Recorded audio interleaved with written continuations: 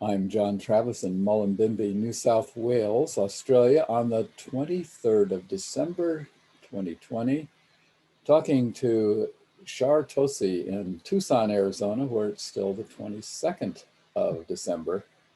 And we have known each other personally for it's been about 10, 12 years, and since you were over here, and I knew of you and your work and your husband's work from my doing the New Warrior training. And then the woman I worked with, Jen Dudley, is really big on Woman Within. So I'd heard about that. I haven't actually done it. Oh, yeah, right.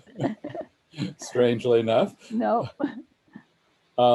So I want to find out both who you are and why. And since Rich can't be with us, learn, as you have been at his side during the development. And also, I've also interviewed Bill Kauth and Snake. So we've gotten some of the formative, I'll get the right word here in a minute, years of how the trainings came into being.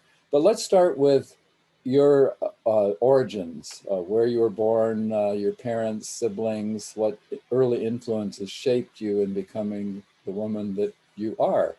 Okay. Well, I was born in a little coal mining town in eastern Kentucky called Fleming, Kentucky. And I am the daughter of a Baptist minister who started, probably 30 churches in eastern Kentucky in his lifetime. 30 churches, wow. Yeah, he wanted to be a missionary to China and when he was in the seminary. But that was the years that China was not allowing Americans in, and was actually dangerous to live there at that point. So the mission board contacted him and said, how would you like to go to China through the Appalachian Mountains? So that was sort of so he went with the home mission board of the Southern Baptist Convention. And so I grew up in the mountains and consider myself a hillbilly, sort of. Oh, and with Hillbilly Elegy getting so much fame, and now the movie just came out. Yeah, I read the book. I did not like the movie. So I don't know if you've seen it. No, we were going to watch it. We like Glenn Close, but the book was great. We listened to it in the car on long trips. Yeah. And your mother? My mother met my dad at the seminary. She's English descent. She's pure 100% English. My dad is Scotch-Irish English. So she majored in music. And that's where she was getting her master's at the seminary, and that's where they met. And what seminary? At the Southern, it's in Louisville, Kentucky. I can't remember the name of it now, but yeah. In Louisville. I know how to say Louisville because my cousins and my grandparents grew up there, and I spent a lot of summers outside Louisville. Yeah. Okay. Cool. Yeah. 2-syllable word. Exactly. Yeah. For sure. So your early childhood, were you the firstborn or no? I was born? Number 3. I was the third girl born, and part of my journey through life has been my belief that I disappointed my parents, because back then everyone wanted to have a son to carry on the name of the family. And so I was supposed to have been called Charles. Oh. And my name was changed to Charlene.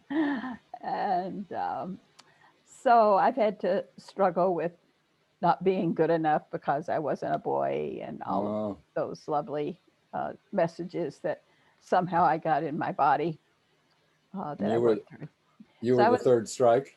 I was the third strike. And then my brother, of course, was born 13 months after I was born. Oh, so they did get the brother, but that leaves you as the invisible middle child. You got it. Oh, boy.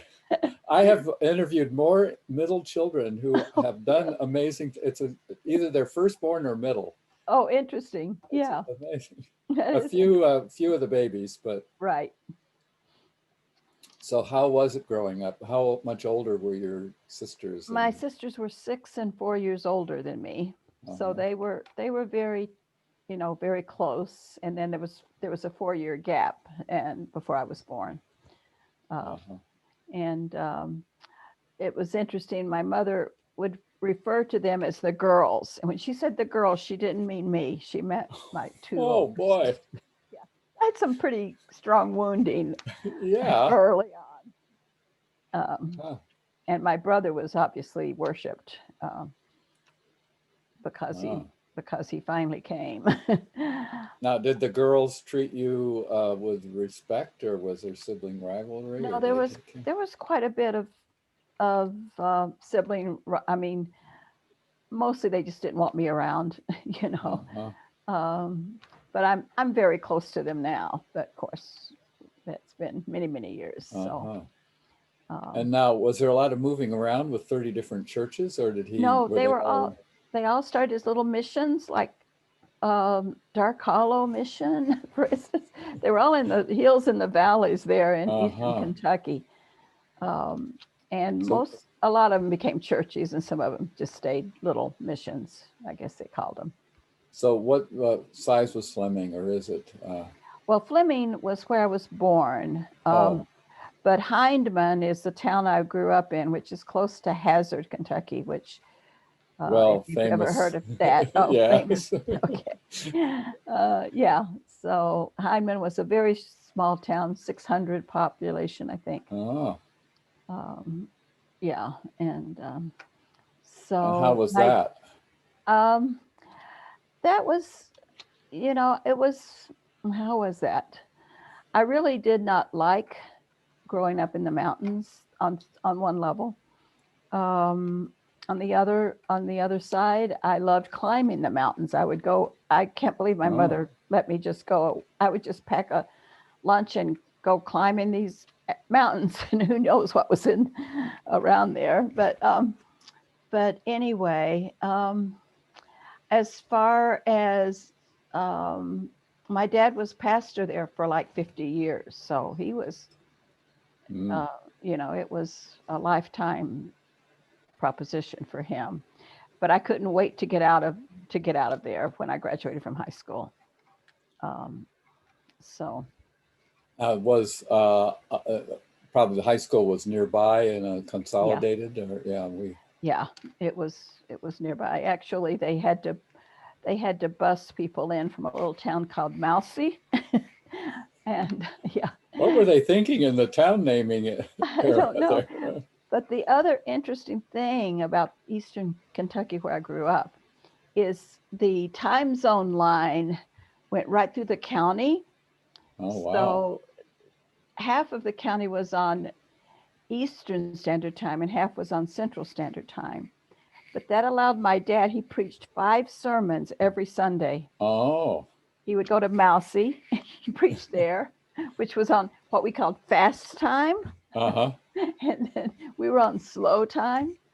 But anyway, that was a fascinating part of that. That's changed now, I'm pretty sure that it's not Yeah. the same. Now, was there a lot of strip mining in the area too, or is that Yeah, they that come? came in later. It was still coal mines Uh-huh. when I was born. Yeah, So the devastation was after you devastation. left. Yeah, Yeah. it was. And how was school for you? Were you jock, Um, a nerd, big woman on campus? well, it was obviously a small high school. How many in Uh, your class? there were I'm only curious. 100 or 90 something graduated. Oh, we only had 40 in mine, but the Oh town was wow, bigger. But that was, yeah. yeah. So yeah, it was interesting. My oldest sister was valedictorian. Hmm. My second sister was salutatorian. My brother was valedictorian, and I graduated. But I wasn't really interested in academics. I was editor of the newspaper and did all the Uh-huh. extracurricular things. and Uh-huh. dated a basketball player. Except my parents were very strict. There was no dancing wasn't allowed. You couldn't go to movies. Only Oh, thing. So it was pretty pretty interesting life. yeah. The Mennonite town I grew up in, we did do some dancing, but it was somewhat restricted. A dry town. So Oh yeah. then you Oh went off. You took off from there and went to where? yeah. When I graduated from high school, I went to a little college in Mississippi called Blue Mountain College. It's a girls' school where Hmm. my sisters had gone, and I hated it.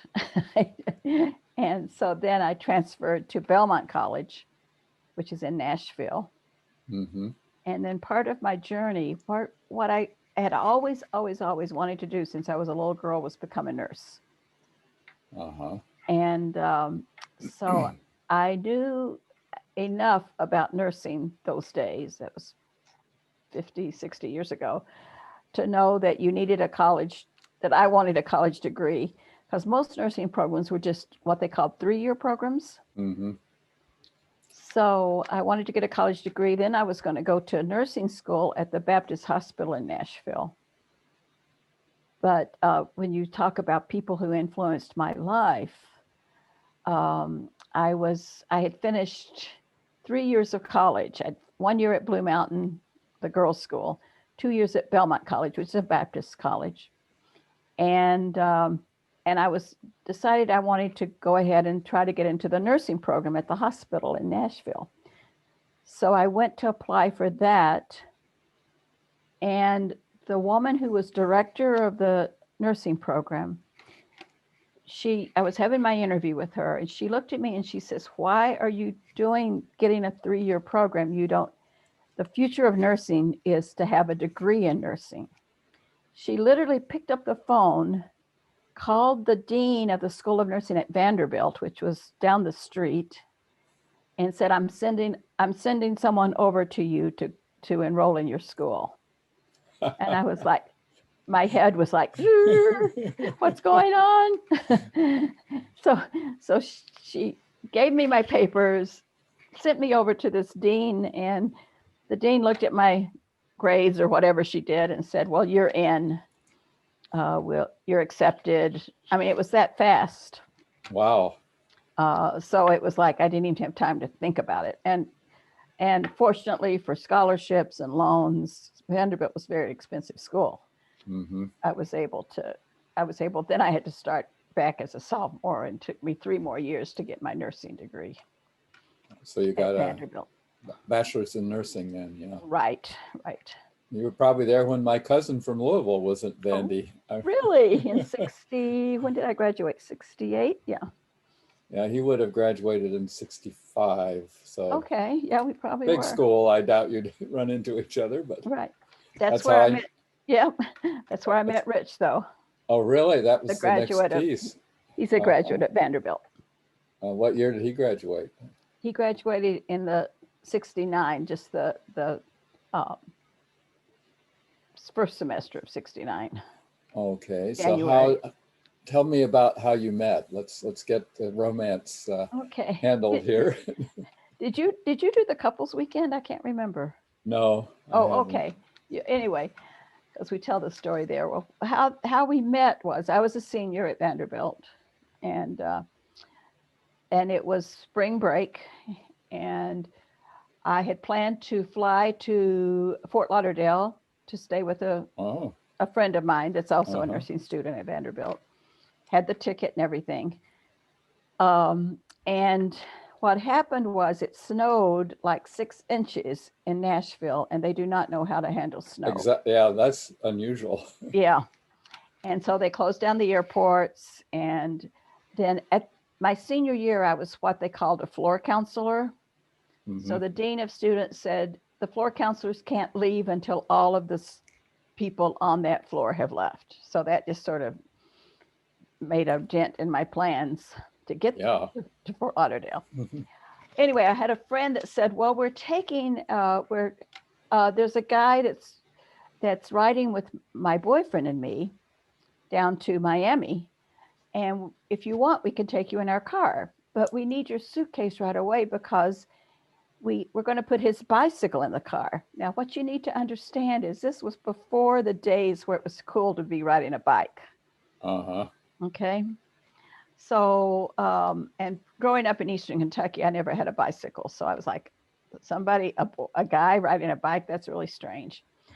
Anyway, so I ended up riding with Rich and this couple.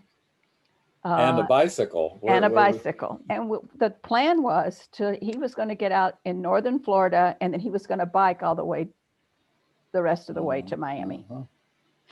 Um, and and I did not like him at first at all, and he did not like me Mm. because at Vanderbilt at that time the ratio of women to men was 8 women.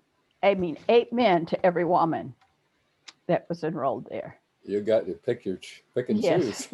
Yeah, and so we were considered, whether we wanted to be or not, what they called a TVC, which was standing for typical Vanderbilt co-ed, which meant she was stuck up and impossible. So he thought I was a TVC, and I thought he was arrogant. Anyway, so that's Great how we met. start. That's how we met. We did have a date when we were as we went along in the trip, the couple got in the back and Rich drove, and we got more and more acquainted as far as just having fun and laughing and then we had one date down in Florida and came back to campus, and that was it. Kept dating. Uh-huh. So it Yeah, was more your stereotypes that interfered at first once you that's got right. to actually be with each other. Yeah. Uh-huh. Now he was going to Vanderbilt on a full NESEP scholarship. NESEP means something naval exceptional. Oh, so he was connected with the Navy. He was actually in the Marines. Oh, The Marines gave him a test, and he got to choose any school he wanted to go to. uh-huh. Fully paid with even I think he was not a, well, it was not a private. Uh, anyway, corporal, I think. I mean, he was Well, enlisted. since he's come on the scene and we can't talk to him directly, let's go back and what of his history, you probably know it, where was he born? And let's fill in some Yeah. blanks and then we'll continue with the two of you Okay. uh, from Okay. this auspicious meeting. Where Right. was he born and siblings He and all was that born stuff? in Hartford, Connecticut. A And Yankee, huh? yeah, and his dad is full-blooded Italian. His mother's Uh-huh. full-blooded Lithuanian, Uh-huh. and his dad was in the army when he was born. Um, I think he was in charge of the physical education or something like that. Mm-hmm. His dad was very athletic. He did a lot of speed skating competitively, bicycle racing competitively, and therefore Rich grew up doing both of those Uh-huh. competitively. Um, so And they have yes, siblings? yeah, he has one sister, younger, I think Uh-huh. 2 years younger. Uh-huh. So What about his mom? What was her she was homemaker?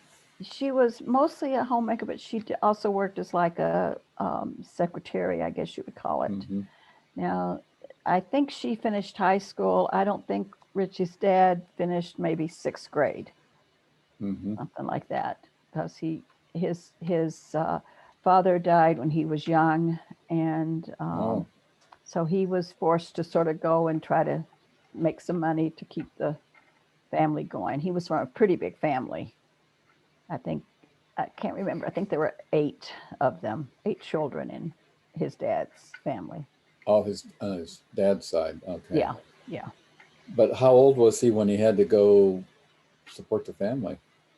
I think he was just a barely teenager. I mean, I would guess Oh, 13, uh-huh. 14. I'm not even sure Uh-huh. what he did, but yeah, Yeah. yeah. So then, how was school for him? Do you know what his interests were? For Rich, you mean, or for Yeah. Uh-huh. um, school was um, his what he majored in was chemistry. He could major in anything he wanted. Oh, and because he was sent to school on this scholarship he owed then to stay in the Marines for 5 years. He owed it to the government or whoever. Right. But he could major in anything he wanted to, and so he majored, I think, in physics and in chemistry. He was very, very bright in those. What's really interesting is he took speech and he failed speech twice, and it was required. So I can relate to that. Oh, really?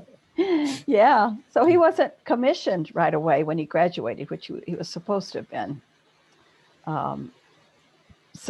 But anyway, that all got straightened out. He finally was commissioned and went on to become an officer. We went to Quantico, and he went to basic training there. And then, yeah. So now we're back. You had the one date in Florida, and you're back at Vanderbilt, and you're close to graduation, and right. he's a semester behind. He's still a semester. So what did you do while he was finishing up? And I worked at Vanderbilt Hospital on the ophthalmology floor.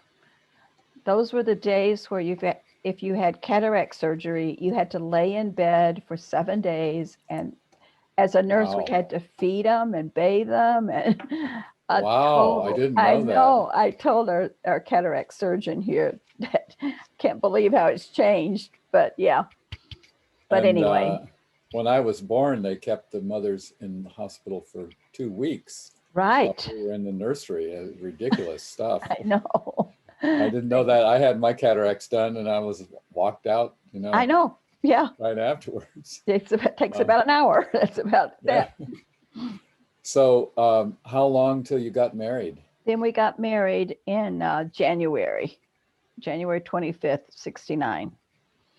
Okay. Rich then got, he finished college, but he got his degree, but he was supposed to have been commissioned right away, and he wasn't because of this speech thing. And then you went off to Quantico? Yep. Then actually we went to the first place we went to. Was it Quantico? Yeah, it was Quantico. I'm forgetting what state that's in. North Carolina? That's in that's in Virginia. Virginia, okay. Yeah. I lived in Virginia. You'd think I'd remember that, but didn't have occasion to go there. Right. How was being a Marine's wife for you, and what did you do? Well, it was pretty interesting because I was really sheltered, of course, growing up, and even in college, I wasn't in the party scene. I guess I was a studious. I don't know what I didn't join a sorority or any of that kind of stuff that most girls did. So what was your question again? What was it like as a wife on a Marine base? Yeah. Big shock, I'll bet. Yeah, I mean, like the general's wife had all the officers' wives come to her house for breakfast once, for brunch. And I was not a drinker, but she served sherry. And I tried to, do what I'm supposed to do. And I drank the sherry and I got so sick, but at least I got home before I got sick. But it was not a life I liked, being an officer's wife. The only thing I liked was when you drove into the gate of the base, they always saluted you because they just they salute the sticker on the car, Right. I thought that was so cool. But yeah. So how long were you there, and what? We were there until, let's see, we got there in January and left in I think in the summer sometime. We went to Pensacola, Florida from there. And during that time period, I got pregnant, and we had our first child in Pensacola at the Navy base. But Rich was then into the air part of the Marines. Oh, Yeah, he flew. He was an electronic warfare officer and uh-huh, flew an EA-6, which is the jamming the radar uh, uh-huh. fleet, whatever. So Yeah. Pensacola was training Hmm. on how to be an electronic warfare officer. And now we're looking, Vietnam is really Right. hot at this point. That's And right. Yeah. where was he stationed? And Yeah. Well, he was. Well, he took one reason he took the electronic warfare officers. There was a lots of training involved before he could get shipped off to yeah, Vietnam. smart. Yeah. So we did his training in Pensacola. Then we went to Sacramento. He did training there. At And Travis Air Force. No, that's right. Air Force, not. No, it was at the Navy base. What was it? I don't Yeah. think it's there anymore. Can't remember the name of it right now. It was only like a 4 month stint or something like that. Then we were stationed in Georgia. We lived on St. Simon's Island, and he was in some base there. I don't even remember. Then we went to after Georgia. That's when he was going to go to Japan. He went to Japan, Uh-huh. and at that time I was pregnant again, and we were planning to live in Japan for a year. But then when he went to Japan, he was transferred to Vietnam. I mean, to the Philippines, so he could fly missions into Vietnam. Hmm. So he, so for unfortunately, I couldn't go to Japan without him being there. And also in the midst of moving from Georgia to I was going to live with my sister in Memphis. I actually had a miscarriage, so I lost that baby. Mm. And ended up going to the Philippines though with my oldest son, who's Tony. Oh, okay, you did get to the Philippines, Yeah, huh? yeah. We it was not it was really quite stressful because Rich would fly missions out of the base there, Subi Point, Right. and we didn't know when he was going to be back or where he. There was no way to contact him. It was pretty stressful. Now, But was there much risk of them being shot down at those oh yeah, altitudes? yeah, Okay. yeah. In fact, he lost. He was on. I forget what they call it, but he actually lost a few of his mates by being um, the planes being shot down. But not ones he was on. No, it was Yeah. close. I think he had some Yeah. close encounters. Um, Yeah. yeah, Those were days. Wow. yeah. Yeah. He was there for the Christmas bombings. I don't know if you remember those Christmas bombings that were Dim, ordered. dimly. Yeah. Yeah. Anyway, I. But yeah, but then he returned. I think it was. I think it was like in May of 1972, and Now you he were living in the Manila, or where? What we was your? we actually lived in Olongapo, which is the little town next to Subic Point. Oh, okay. And we stayed there 4 months. Actually, the day we landed my son and I landed, martial law had been declared. So we couldn't even Mm. get out of the country um, for a while. And finally, and we're only allowed as a wife to be there for 2 months. And actually, since he was flying direct combat, we weren't supposed as his wife, I wasn't supposed to be there at all, I think. But but fortunately, there were some missionaries there, some Baptist missionaries that sort of took us under their wing, and Uh-huh. that was our salvation, actually. Did you get any sense of Philippine culture? Was that Yeah, yeah, it was. I actually volunteered at the little hospital right there, and mhm. since I couldn't speak the language, they put me in the nursery, so I played with the babies. Did speak baby language, Baby language I can speak.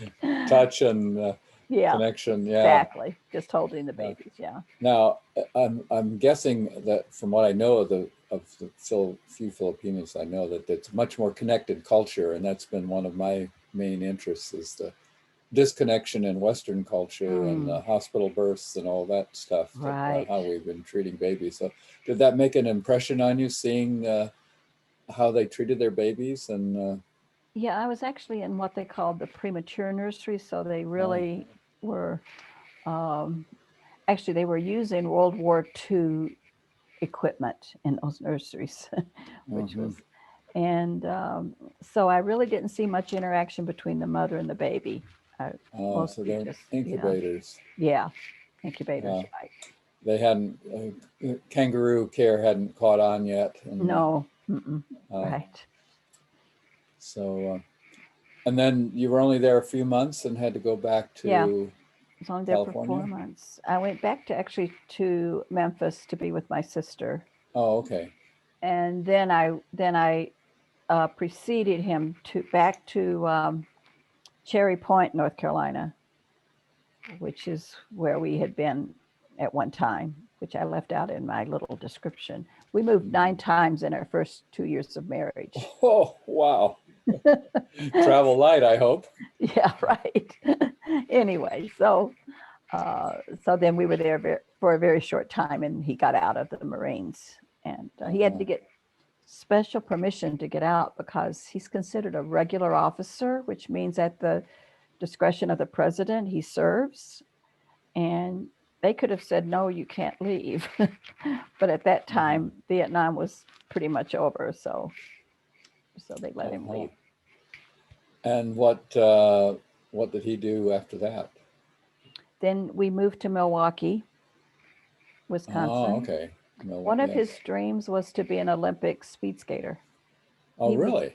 he was a speed skater growing up. He won the barrel jumping contest, the world's barrel jumping contest one year, uh, Wow. and and so that was his dream. But then he got hired at AC Sparkplug, um, which was in Milwaukee, and it just became too much to train, to go to races, and to have a family and to have a job. So he had Mm-hmm. to give up that dream. Um, And and now, how old would Tony have been at that point? Tony at that point was 3 years old. Uh-huh. Yeah. And did you have any more kids after Yeah, the at miscarriage? 75, we had another child, David, Uh-huh. born in 1975, and he grew up his entire life in Milwaukee. Interesting, because I was known as Tony as a child, and Really? my brother is David. Oh my goodness. It came Oh, from my middle name is Walton, and my mother, there were too many Johns in the family, so she oh, decided to take the T-O-N off Walton and put a Y on it. So interesting. But now you're called Jack, huh? yeah, I never liked John. It was such a boring name, Yeah, and it was right. 50 years old when I figured out I could be Jack, like Jack Kennedy. Right. And, All right. it took me 50 years to find a name that fit. I didn't like Tony because White Rain Shampoo was the only, there were no Tonys in Bluffton, and that was a girl's name. So That's I right. didn't know these big strapping Italians were Tony, but Yeah, right. that was You didn't know that at lost, the time. Yeah, not in a little town in Ohio. right. Yeah. I'm curious what your Baptist upbringing and how your spiritual life, religious life evolved. And I gather Rich was probably not Baptist, or was he? No, in fact, he was a Catholic. He was raised Oh, Catholic. In fact, and my dad was a very strict Baptist. And when he found out that Rich was Catholic, oh boy. yeah, you got it. And it was like 2 days before my wedding, which my dad performed the ceremony. Okay. Oh, He told my mother he couldn't marry us because he didn't think Catholics were Christians or whatever. And of course, my mother was quite got into her warrior mode, if you will, said, "You will marry my daughter." So, yeah, so it did happen. He was, he changed his mind. But yeah, I, uh, I probably, I don't know if I'm the black sheep of the family, but a rebel, I guess you would call me. But we decided as a couple to become Lutheran, which wasn't, it's a good in yeah, between. which wasn't, strict like Yeah. Baptist or Catholic. and raised our children in the Lutheran Church. Uh-huh. But as my faith has evolved, I've become much more uh, what I call myself into more spirituality, which I honor all religions and all faiths, Mm-hmm. and accept whoever belief. Of course, having done Woman Within and been all kinds of different faiths gone through there. So yeah, so it's been an interesting. After I started the Woman Within, I just couldn't go to church anymore because it felt so superficial. Yeah. Yeah. People weren't real in my eyes. And I knew people were hurting, and yet they weren't talking about it. And so I Mm-hmm. just couldn't be around it. I declared myself a pantheistic pagan agnostic, trying to Okay. cover all the bases. There you go. That's good. Great.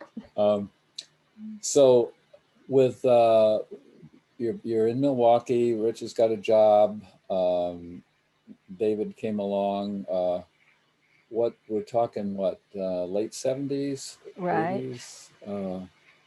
Now, did he stay with AC, or what was his career path like? Yeah, he stayed with AC until we moved to Michigan, which was 93. Uh-huh. Yeah. So all the time he was in the early Warrior days, he was working at AC full time. Okay. Yeah. So now we're up to the initiation of the warrior idea, and the story I always heard is what a college professor, a Marine, and a hippie got together around the kitchen table and Mm-hmm. came up with this idea of what became Mankind Project. True. Were you at the table too, or in the next Mm-hmm. room, or what? No, I was entertaining all their girlfriends. Oh, oh, this is sounding good. Which I didn't really like doing, but anyway. So to back up a little bit, the way they all met was at um, a program called Understanding Yourself and Others, UYO, out of Boulder, Colorado. Oh, I haven't heard of that. Yeah. And UYO. right, Understanding Yourself and Others. I'm not sure it's being offered anymore. But to back it up a little bit further, Rich had decided he wanted to move out and not be married anymore. And that was before any of this warrior stuff happened. Uh-huh. And we had already enrolled in a course that Bill Kauth was going to teach called Couples Communication or something like that. Uh-huh. And so Rich called Bill and said, we're going to be separated. I don't think we should come to your course. And Bill said, do you have kids? And Rich said, yes. He says, well, you're going to have to always communicate then with each other. Yeah. So we did go. Neither one of us liked Bill. But he was the one that told us about UYO. Uh-huh. And so that's where UYO was a lot about what guts work is in MKP. And GUT stands for? I don't know. Oh, I thought you would know because I've forgotten. It's something like, I think the U is probably understanding, but it's an acronym, I know. Oh, it is an acronym. Okay. Yeah, I'm pretty sure because it's kind of gross sounding otherwise. Yeah. Although it does get right. to your gut, Yeah, it does. It does. Uh, we don't use the term in Woman Within. We call it deep descent is what we call it. But anyway. I like that better. Anyway. So you went to this UYO. Right. We both went at different times. And that's where Rich met Bill and Ron. And that's where he discovered his talent, that he was intuitive and could see into people's hearts immediately.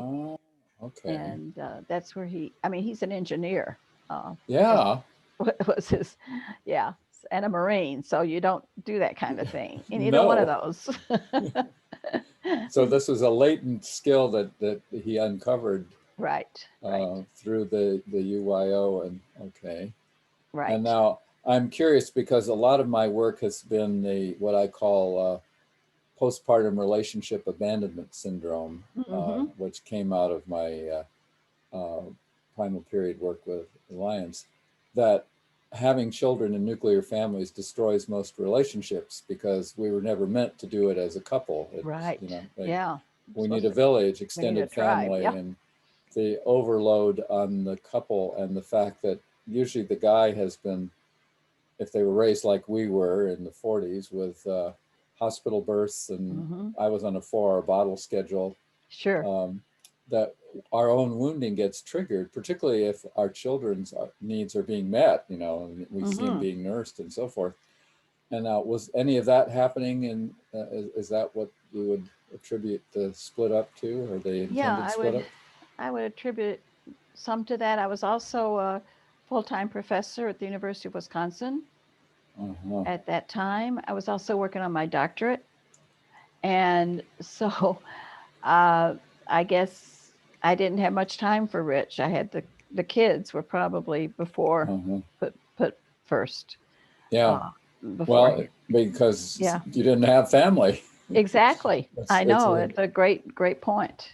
it's a no-win situation. Right. It takes Yeah. 3.87 adults per infant to meet everybody's needs. I never heard that number, but I that's made great. it up, but it's Oh, close. okay. That's very cool. I like it. Yeah. So we were Yeah. separated for 9 months. And during that time, Rich did a ton of staffing of the UIO, and we did get back together, obviously, or maybe Uh-huh. not obviously, but we did, uh, Yeah. and worked things out. And that's when the Warriors started after that. Uh-huh. So the three of them had all done the UYO, so that was a Right. model for them to make it Exactly. specifically for men. Right. I uh-huh. It was a co-ed. In fact, our sons went through it as well as kids. Uh-huh. I think Tony was 13 and David was maybe 8. But yeah, Okay. And the early days with when did it actually, I should have asked, maybe I did and forgotten it, when did it actually become known as Mankind Project? And that came later, didn't it, with that came much later. the Yeah, Warriors? right. And the original name didn't have adventure in it or something like No, the that? original name was Peaceful Warrior, but Dan Millman Oh, said that's not okay. You can't oh, have that right, name. because he had that one. Yeah, Right. So then they did the New Warrior training, is what it was called for yeah. years. And now, where did all the Jungian and what's his name, the shadow work guy, that wrote the little book on the human shadow, the Oh, Robert Bly. blah, yeah. How did that get going? Um, And well, Robert, I think Rich, I don't know if Bill went. Rich did some of Robert Bly's workshops. uh-huh, So that's where they got the shadow and the information. Now, what's interesting, archetypal stuff. yeah, now the archetypal stuff came later. In fact, Rich and I Oh, took a course from Robert Moore. I don't know if you I know know of Robert him. Moore, Yeah. yeah, who uh, at the Young Institute. We took a 2-year course from him, and Oh, that's where we learned that what we were doing was Jungian based. We didn't even know it at that time, and we were already archetypes are kind of archetypal. exactly, yeah, Where's exactly the Jungian Institute? in Chicago. Oh, so it was nearby. We were Okay. yeah we were living in Milwaukee, so we would drive there Uh-huh. once a week Uh-huh. and take a course. Yeah, Interesting. And now I'm the third guy's name. I'm forgetting it right now. Ron The Herring. Ron Herring. Yeah. Um, was he? The three of them developed the training, Right. uh, and my dear friend David Isaacs was in Milwaukee and got involved early on. That's where I first heard about it. Okay. Uh, but how did it unfold? And then when did women within emerge? Was I'm guessing you noticed that this might have some applicability. Yeah. Right. Yeah. Well, what happened is, yeah, the weekend started, and then the women started coming to me after graduations and saying, we want something like this for us. Uh-huh. And at that time, I was a full-time professor, and I worked mostly with women, both as students and as colleagues. Uh-huh. And I was like, I don't think so. I don't want to do anything else with women. Um, anyway, but there were two other women. We went to out to California to a course called Women, Sex, and Power. I don't know if you've ever Mm. heard of that. Justin Sterling.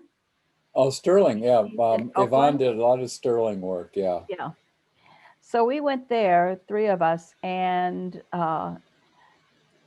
this it was sort of interesting that a man was trying to tell 100 women how to be a woman, and so we Yvonne noticed that too.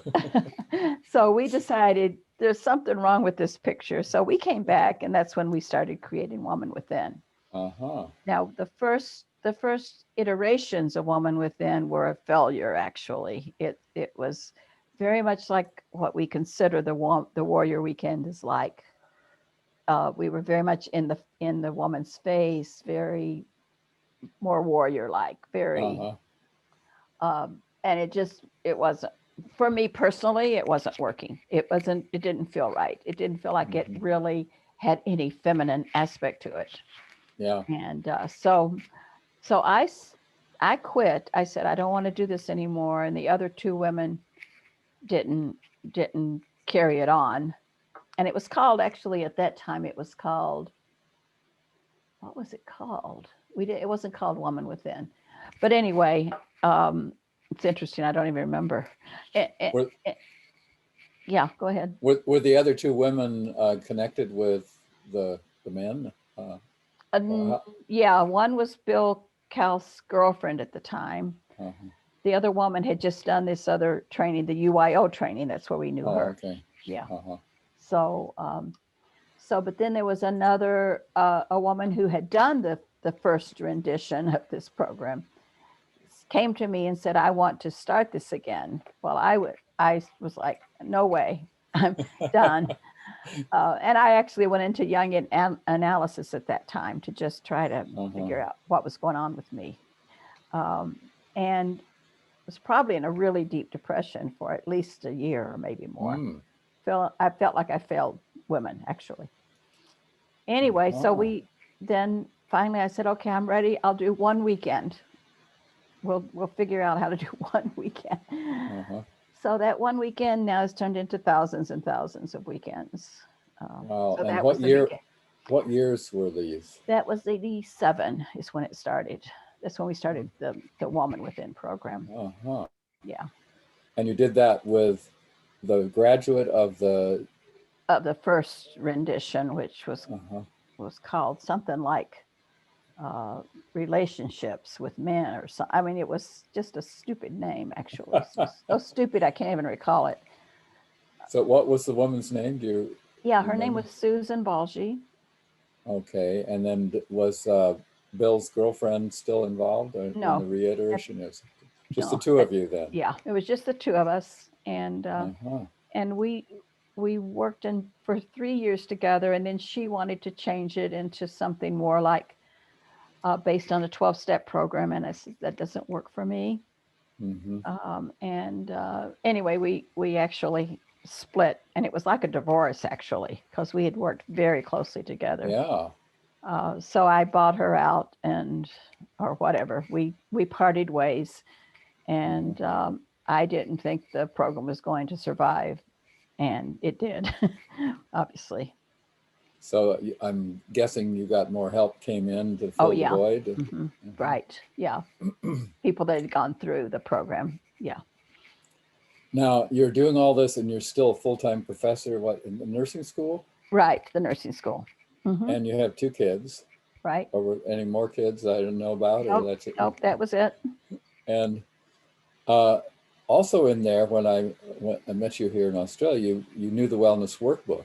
And so how did that come about?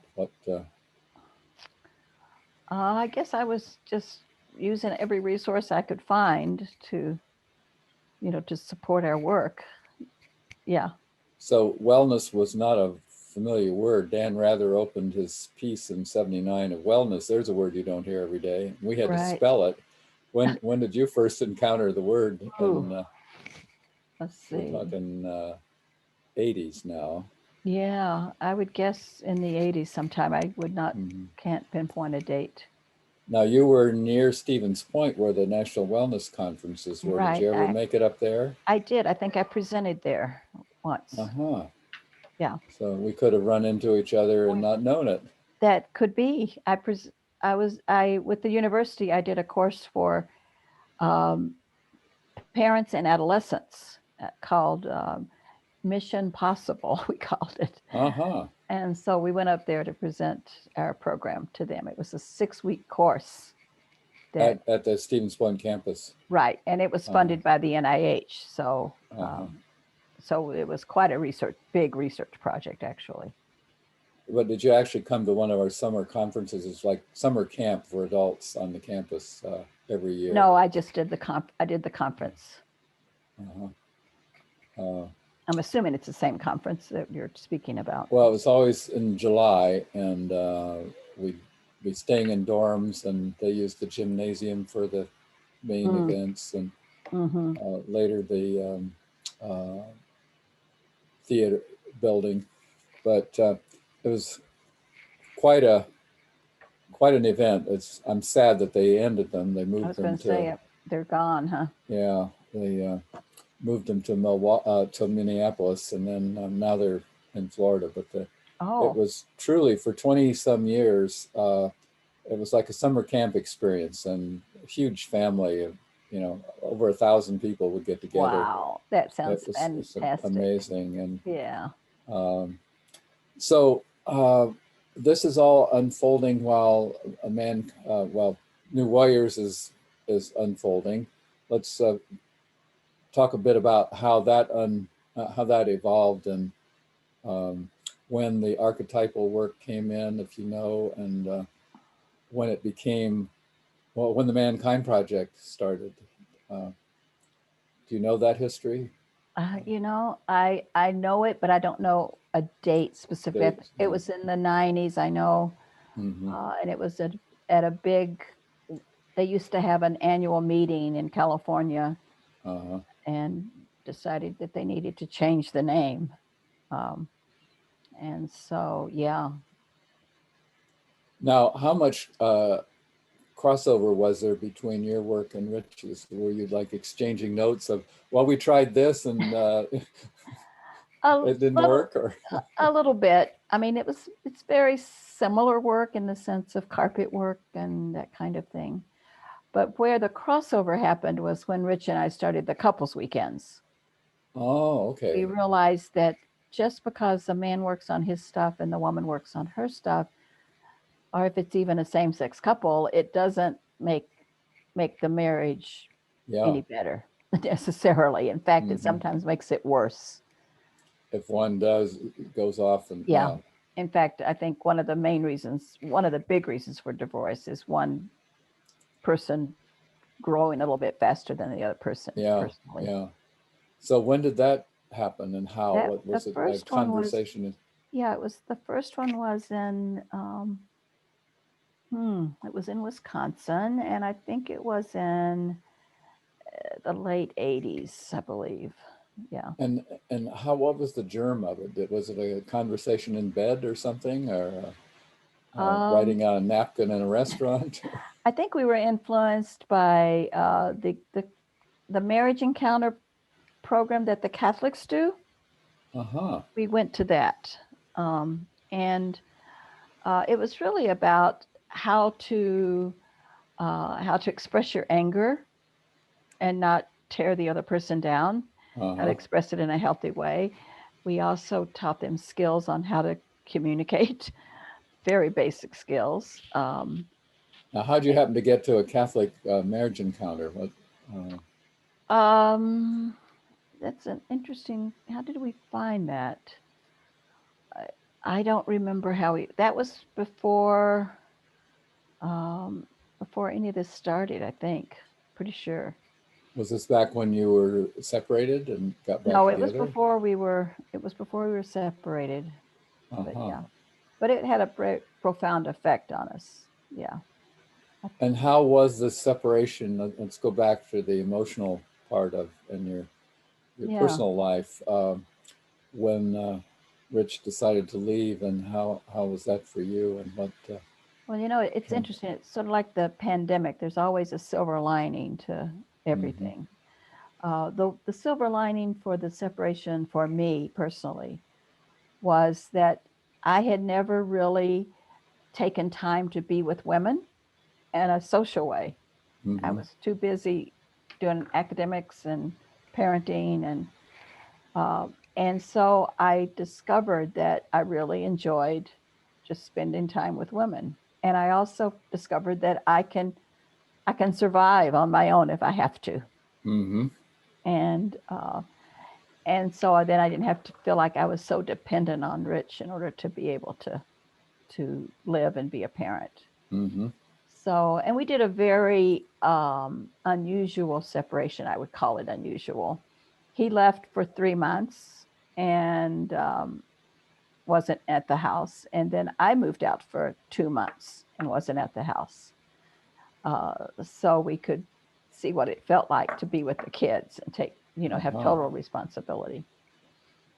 How was So, that for him? Was he experienced enough to take on 2 months by himself, or yeah, did he you have to did. step in? Nope, he did great. Yeah, Good. yeah. And then what led to your reuniting? Um, I don't know if there was any like aha moment, but it was gradual. At the part of the separation also for 3 months, I took the kids to a summer camp in Wisconsin, which was a horse camp, and I was the Mm-hmm. nurse. I was the camp nurse, and they got to go to camp free for 3 months. Mm-hmm. So Rich had the house all to himself, and he would visit us, and then I would go visit him, and so it was after that that we made the decision that let's, you know, and of course we had, not of course, but we also had a lot of couples counseling Mm-hmm. along the way as well. What I'm curious, what kind of was that Jungian also, or what? No, that was basically just cognitive Mm-hmm. behavioral stuff. Yeah. Well, I'm trying to think of any gaps here I've missed in these formative stages of your life and your work unfolding together, as is often the case. Right. Those of us on the pioneers, you can always tell by they had the arrows in their backs. Uh, Right. True. what did people at the university think of your outside activities? Did they even know you were leading a double life? um yeah, they did. I think it was more stressful for Rich for them to find out, for the people at AC Spark Plug to find out what he was doing. Um, and the one thing I didn't mention that happened in our relationship was, uh, oh my gosh, when was it? It was 1976. 1976. Rich went through a very deep depression and was hospitalized for Mm, 4 months, and and that was sort of um, a key moment to for him to discover what's going on, and so he's um, but we were able to work. That's when we both started therapy, was in 1976. mm.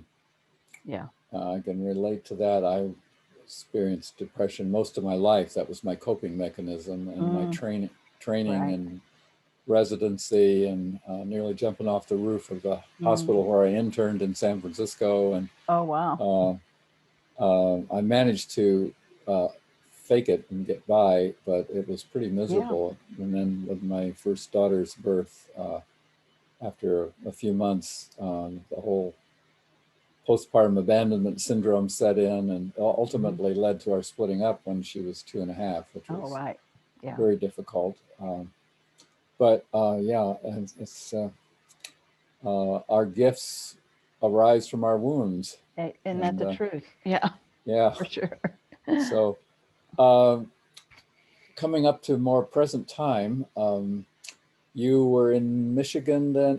When did you get to Michigan from Milwaukee? What? Well, when Rich was transferred in 1993 to AC, from it was either you get transferred or you quit. Mm-hmm. So we decided at that point we couldn't quit. But then they moved us to Michigan. GM did, paid for, everything to move us. And Rich was working maybe 2 weeks, and they offered him a buyout. I think it was a mistake, but I don't know that. Anyway, so they offered him a buyout, and we talked about it, and we took it. And that's when he then got more involved in the running of MKP. He was Uh-huh. president for quite a few years. And now this was a suburb of Detroit? It was not really a suburb. It was north of Ann Arbor.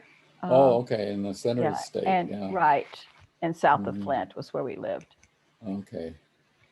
And so that must have been a big change, both moving to Michigan and Yeah, not working full time exactly. now. But what did you retire from your teaching or Yeah, transfer?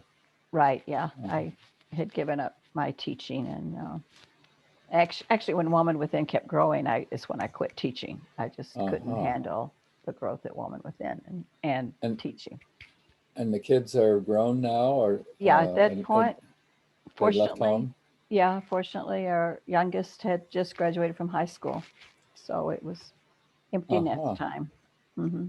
So tell me how the growing of an organization, because I got caught up when I started my little wellness resource center, and having 13 employees overwhelmed me. I never liked the administrative part of it, and I Right. shut it down. But you grew it, and what what resources did you have, and tell me how the network, who you Yeah. trained, who your trainers were. Let's get into the finer points of Woman Within. Yeah. Well, You it was, of course, very grassroots. We um, we started, and there was just a small group of women who really made the organization run, um, and did most of the work to get the weekends going. And then, of course, people started coming from all over the United States to the weekends, and we They were kept, in Milwaukee. yeah, they were in Milwaukee Mm-hmm. and or nearby Milwaukee, Mm-hmm. and they wanted to take it back to their community. So Canada was our first out community that started on their own in Windsor. And then it just kept growing from there to England and so it was in 1999, I believe, when we became a not-for-profit. And then I was I was pretty much done with the administrative part and let the not-for-profit board take over. So you had And administrative staff at that point. right, right. Now you were training other leaders. Yes, yeah, we started a training program, and now we have, I don't know, probably 80 trained at different levels, 80 leaders that are Uh-huh. trained. Yeah. And how many weekends would there be a year in total? All your locations, like rough idea. Oh, I think in total, and I may be exaggerating, I think it's around 50. We're now, we're in South Africa, Australia, Mm-hmm. Germany, France, England, and all Where over. in Australia? I've not encountered it here. Oh, really? We're doing our weekends mostly in Perth. Oh, We way over Yeah. there. Yeah, that for some reason that area really caught on, and Uh-huh. never Bisbee or the other areas just never, or uh, Brisbane, yeah, would be Brisbane. Yeah. closest to here. Yeah. Hmm. Yeah, I think Perth is more California-like. Maybe that's it, but Yeah, yeah. on the West Coast. Hmm. Right, there you go. Yeah. So you were training other leaders, and where they're comparable to what it's called the I group for our viewers. The Yeah. I group is an integration group that's a weekly, or in Australia, they're Mhm. every other week Mm. for some strange reason. They're 3 hours long, and they're every Oh, other week um, for graduates too. Do you yeah, have a comparable follow-up? we do. We call it, we used to call them empowerment circles. Mm-hmm. We now call them woman within circles. We also have what's been an incredible marketing tool. I don't know if it was created to be a marketing tool. Anyone can come to a woman within circle, whether you've Uh-huh. gone through the weekend or not. And so and some circles prefer to just have graduates in their circle, which is fine if that's what they want to do. Yeah, But the oh, I there's, groups. I groups will have like the first weekend, the first one of the month, or something like oh, that, right, to bring in people, so you can have both the sharing it and then the hmm, confidentiality. right. And how many and any women within circles? How Oh, many? there's so many I've lost count. I think probably at least 50, if not 75 around the Uh-huh, world. uh-huh. And there, a lot of them are done, well, right now they're done virtually, mostly totally virtual. Yeah. But if you go on the website, you can see how many. They're just all over the place. And the total number of graduates? I think we're at about 16,000, Uh-huh. but a lot less than the men. But we've been, yeah, haven't offered as many weekends. Uh-huh. Um, Now, back when you said the original one was a little, it was more confrontive in their face, Hmm. and you feminized it. How did that come about? Was that your own doing, or what? Um, do you draw on like the men often use work from Bly, or different psychological tools are brought in and often acknowledged, not always. Hmm. Uh, were you synthesizing from your own experience and um, other tools, or? Yeah, definitely. I mean, I think we um, pulled in a lot of the Jungian work, of course. And I'm just trying to think of the influences. Judith Durek, I don't know if you've heard of her. She wrote a book called Circle of Stones. Was a big influence, talking about the importance of women sitting in circles, Mm-hmm. sharing their stories, and being held by women. Um, I know that Justine and Michael, the New Dimensions, what are their surnames?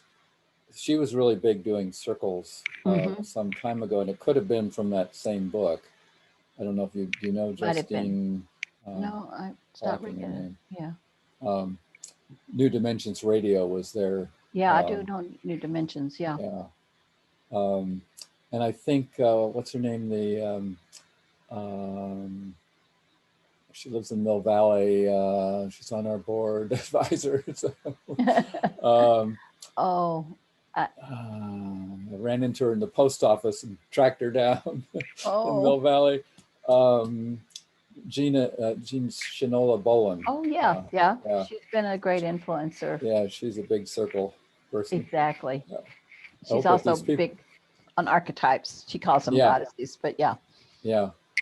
So, well, it's growing, I assume, and even with the pandemic, Mhm.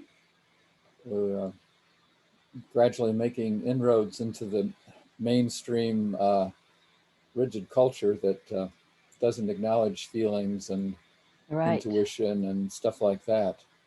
Um, so now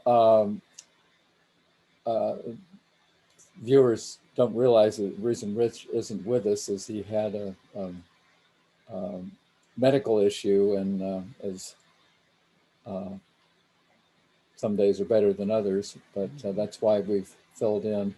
Um, how and that must be pretty hard on you with his Yeah. not being able to be at full steam. Um, so, oh, the move to Tucson, that must have been a piece of this too. But when was that, and how That did that? was that was 7 years ago, and that both of our Oh, sons live here. So it was uh-huh. like they invited us to come, and so we came. So and so I have two grandchildren here, and Uh-huh. two are in Wisconsin. My oldest son is divorced. So Uh-huh. yeah. Um, I'm trying to think what other pieces we might have missed. If you have any other tidbits or big bits, either one. Nothing that's coming to the surface at the moment, but yeah, I think you covered the bases pretty well. And do you see yourself as eventually retiring from Women Within? Is it in good Well, hands that you can step back, or how I have, much? yeah, I have stepped back. I'm no longer on the board. I Uh-huh. serve as the founder on the board, but not as a Oh, voting okay. member. Uh, And I meant to ask you how many trainings you led yourself, and mm, when you, if you're still doing that yeah, on occasion. I have no idea how many I led. I'm sure hundreds, A lot. a lot. And I don't do that training anymore. I still do some of the leader training. Uh-huh. Uh, it's called a skills workshop that I teach. And I also, uh, for the pandemic, I did a 10-week webinar on the archetypes of women to Mm. raise money for Women Within. And we were able to take in $35,000, which was wonderful. Oh, great. Yeah. So, so I'm turning into doing more stuff online, which Uh-huh. is, so I love to travel, and I'm getting older. So Uh-huh. yeah. Well, presumably we'll be doing face-to-face workshops again in the near future, but Yes, hopefully. Yeah. there's limitations to this virtual reality, though. There's true. Uh, Very true. uh, well, any parting words of wisdom for our viewers that you'd like to wrap up with? Oh, I guess the what I could say is trust your heart and you will be guided to whatever the next step is. That's absolutely what's happened in my life. Even though it That feels like it's dark as it can be, it's keep putting uh, one foot in front of the other. I think that says it very well. So I'm going to end the recording and thank you so much for your Okay. participation. Thank you, Jack. Okay.